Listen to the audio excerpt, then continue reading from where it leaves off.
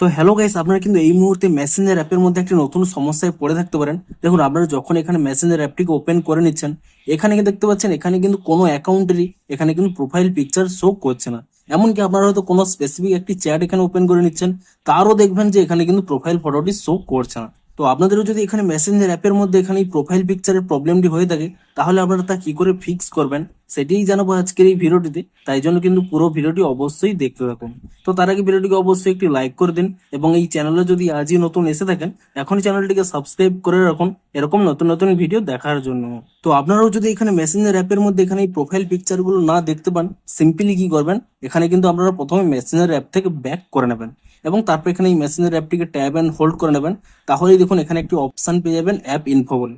আপনি সিম্পলি কিন্তু এখানে এই অপশানে ক্লিক করে নেবেন, এবং তারপরে দেখুন প্রথমে উপরে একটি অপশন পেয়ে যাবেন ফোর স্টপ বলে।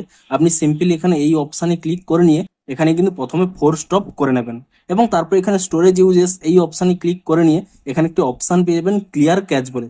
আপনি সিম্পলি কিন্তু এখানে এই ক্লিয়ার ক্যাচ অপশানে ক্লিক করে নেবেন, এবং তারপরে আপনারা কিন্তু এখান থেকে ব্যাক করে নেবেন, এবং এখানে প্লে স্টোরে গিয়ে অবশ্যই এখানে সার্চ করে নেবেন মেসেঞ্জার বলে, এবং মেসেঞ্জার বলে সার্চ করে নিয়ে এখানে চেক করে নেবেন যে কোনো নতুন আপডেট এসেছে নাকি।